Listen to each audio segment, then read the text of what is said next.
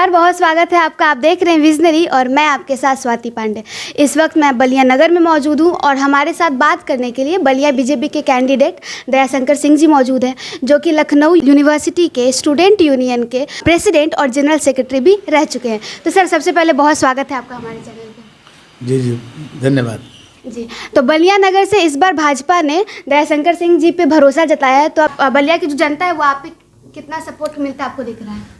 देखिए, सपोर्ट नहीं, ये पहली बार हो रहा है कि बलिया में चुनाव नहीं हो रहा है, उत्सव हो रहा है। बलिया की जनता आगे आगे चल रही है और मैं पीछे पीछे चल रहा हूँ। और बलिया की जनता ने निर्णय कर लिया है कि 3 तारीख को हम किसके पक्ष में मतदान करेंगे। और मैं आपसे कह सकता हूँ कि इस बार सभी रिकॉर्ड टूट जाएंगे बलिया के। सर, नारद राय समाजवादी के जो यहाँ पे आपके ऑपोजिशन में खड़े हैं, उनका कहना है कि हम यहाँ के बेटे हैं, बलिया के बेटे हैं, तो बलिया हमें निकालेगी और हम आसानी से यहाँ पे निकल जाएंगे। अपने बेटे पे वो भरोसा जताएगी बलिया की जनता। इस पे क्या कहिएगा? देखिए, नारद राय जी बौखला गए हैं।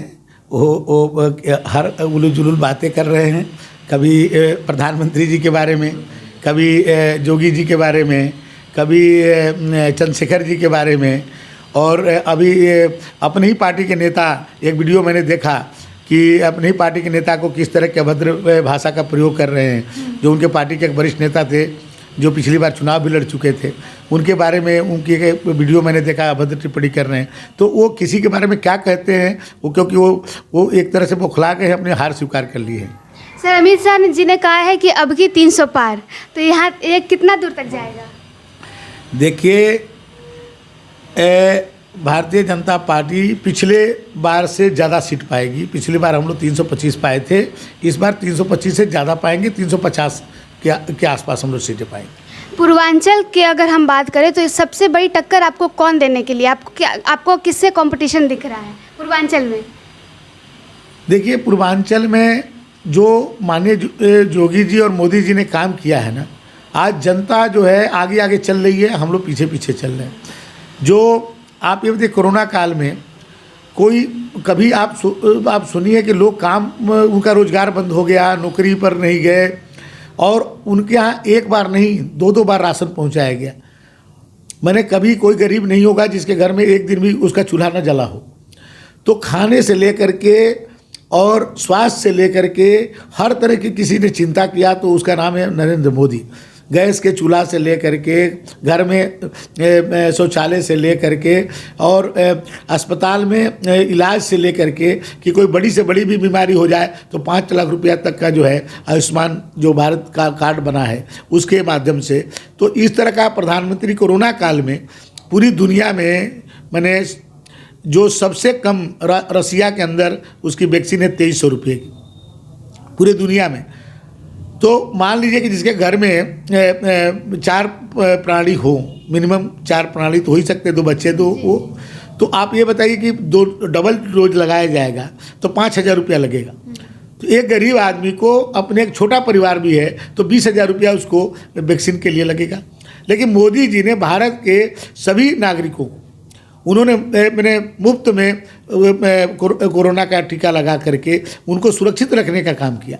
तो ये जनता जो है देख रही है कि हमारी हर एक चीज़ की कोई एक परिवार के मुखिया से भी ज़्यादा वो चिंता कर रहा है। तो सभी लोग कह रहे हैं कि मोदी मोदी। और उत्तर प्रदेश में जोगी जी ने कानून का राज स्थापित किया। हमारे ज़िले के बगल में मऊ के अंदर एक माफिया डाने मेले होते थे। आज क्या है, जेल से बाहर नहीं आ रहे हैं, जमानत होने के बाद भी नहीं आ रहे हैं, नामांकन करने नहीं आ रहे हैं, क्योंकि उनको लगता है कि जाकर के अर्जी देते हैं न्यायालयों में कि हम बाहर निकलेंगे तो गाड़ी पलट जाएगी। ये कानून का राज स्थापित करने का काम जोगी जी ने किया है। तो जनता जो है, जोगी और मोदी 2 संत है, एक देश को संत चला रहा है और एक प्रदेश का संत चला रहा है, जिसका अपना कोई परिवार नहीं। जोगी जी के भी बहुत भाई बहन हैं, क्या कभी आपने नाम सुना है? मोदी जी के भी 6 भाई हैं। आप नाम तक आप मीडिया के हैं, आपको नाम नहीं मालूम होगा कि जोगी जी के 6 भाइयों का नाम क्या है। अब बाकी समाजवादी पार्टी के लोग जब सत्ता में आते हैं तो दर्जनों, एक ही परिवार में भाई, भतीजा, बहू, बहन, भाभी, कोई बचता नहीं है, दर्जनों लोग। तो जनता इस बात को महसूस कर रही है। तो जो 14 में समर्थन की, उससे ज़्यादा 17 में की, उससे ज़्यादा 19 में की, उससे ज़्यादा 22 में करेगी। सर, उत्तर प्रदेश में धर्म और जातिवाद भी आ गया है विकास के साथ साथ, तो आपके ऐसे 3 मुद्दे जो लेके आप जनता के बीच में जाएंगे, विकास रहेगी क्या उसमें, और धर्म और जातिवाद कितना रहेगा? देखिए, ये कुछ पार्टियां हैं जो जातिवादी बात करते हैं। हमारे नेता नरेंद्र मोदी जी कभी जाति की बात नहीं की, मजहब की बात नहीं की। वो इस देश के 130 करोड़ हिंदुस्तानियों की बात करते हैं। वो हर बार कोई भी उनका आप स्टेटमेंट देखिए, भाषण देखिए, तो कहते हैं इस देश के 130 करोड़ लोगों के लिए। किसी को उन्होंने बांटा नहीं, उसमें सभी देशवासियों के लिए वो काम करते हैं। और जहाँ तक आप हमारी प्राथमिकता पूछ रही हैं, तो आज़ादी के बाद बलिया का जो विकास होना चाहिए कुछ नहीं हुआ है। पिछले 75 वर्षों में चाहे आज़ादी की लड़ाई हो, मंगल पांडे जी नहीं होते तो 1857 की लड़ाई नहीं होती, चित्तू पांडे जी नहीं होते तो 1942 में बलिया आज़ाद नहीं होता, और जयप्रकाश नारायण नहीं होते तो इंदिरा गांधी की अत्याचारी सरकार को उखाड़ नहीं फेंका गया होता। और हमारे नेता चंद्रशेखर जी इच्छा शक्ति के धनी जो बने तो देश के प्रधानमंत्री बने, उनको समय कम मिला। तो बलिया का जो विकास होना चाहिए था, इतने बड़े हमारा एक अतीत है, गौरवशाली अतीत है बलिया का। यहाँ पर हजारी प्रसाद द्विवेदी हुए, यहाँ परशुराम चतुर्वेदी हुए, यहाँ भृगु बाबा का मंदिर है, पूरे विश्व में कहीं मंदिर है भृगु बाबा का तो बलिया में है। लेकिन जो हम लोगों का मिलना चाहिए था वो नहीं मिला। उसके पीछे मैं ये नहीं कहता हूँ कि पिछले लोगों ने काम नहीं किया, लेकिन बलिया का विस्तार ही नहीं हो पाया, क्योंकि गंगा जी एक दक्षिण में गंगा जी थी, पूरब में गंगा जी थी, पश्चिम में कटार नाला था, तो वो बढ़ने नहीं दिया बलिया को। जब तक ज़मीन नहीं रहेगी तो विकास कैसे होगा? विकास तो ज़मीन पर होगा ना।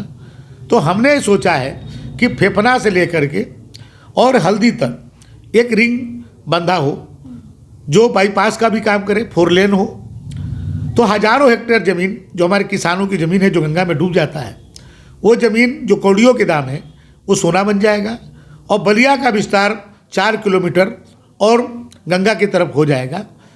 उसके बाद जो हमारे मेडिकल कॉलेज बनाना है, इंजीनियरिंग कॉलेज बनाना है, एक नया बलिया प्लान में बने, उसका हम कार्य कर सकते हैं। बलिया में कटार नाला आज़ादी से पहले का है। ये इतना बड़ा महत्वपूर्ण था कि जब सुराह ताल में पानी बढ़ जाता था तो गंगा में चला जाता था, और जब गंगा में पानी बढ़ता था तो सुराह ताल में चला जाता था। उसका रेगुलेटर लगा हुआ था। लोगों ने बहुत अवैध कब्जे कर रखे हैं उसको, उसका उपयोग नहीं हो रहा है। शहर में इतनी गंदगी है, पूरे देश में सबसे ज़्यादा मच्छर जो है बलिया में पाए जाते हैं बड़े बड़े, वो कटार नाला की गंदगी के कारण हो रहा है। तो मेरा ये भी है कि कटार नाला जो आज गंदगी का साम्राज्य है, मैं उसको उस पर पाथवे बनवाऊँगा, बच्चों के लिए झूले बनवाऊँगा, स्विमिंग पूल बनवाऊँगा, तो उसका सुंदरीकरण कराऊँगा। और उसको जो है बम्बई के जैसे जुहू चौपाटी पर लोग सैर करने जाते हैं, उसी तरह से कटार नाला के दोनों तरफ, कटार नाला से लेकर के बसंतपुर तक सैर सपाटे के लिए जाएंगे। वो भी एक हमारे प्राथमिकता में है। तीसरा प्राथमिकता मेरा है कि भृगु जी हम लोगों के एक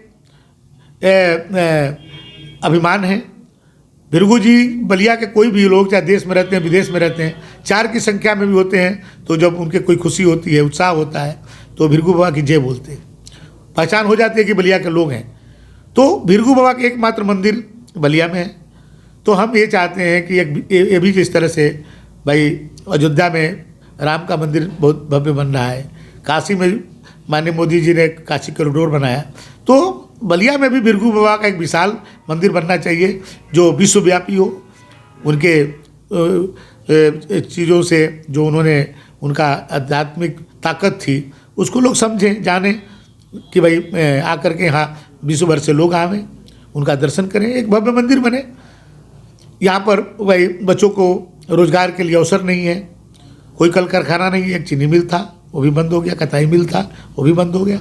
तो मैं चाहूँगा कि वो सब कारखाने फिर से प्रारंभ किए जाएं, जिसमें हमारे बच्चों को यहीं पर रोज़गार मिले, उनको बाहर ना जाना पड़े। तो मैं चाहूँगा कि आने वाले दिनों में अवसर मिलेगा तो मैं बलिया को बॉम्बे बनाऊँगा।